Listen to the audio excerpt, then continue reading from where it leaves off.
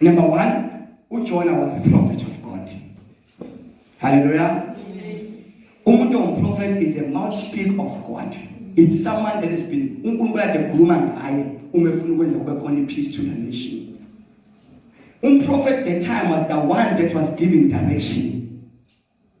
Hallelujah. Because at the time there was no Holy Spirit.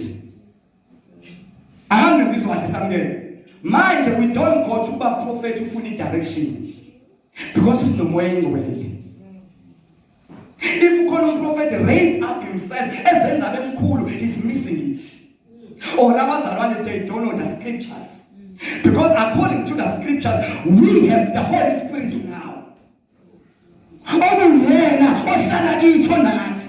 Athi Jesu angakusiya nodwa kodwa ngiyakusiya nomduduzi athi umoya engcwele athi izwe angeke lamazi kodwa mina ngiyamazi uyahlala kini abe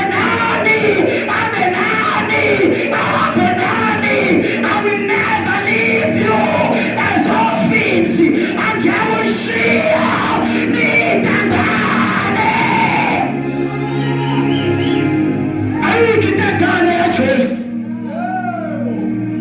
And you must know my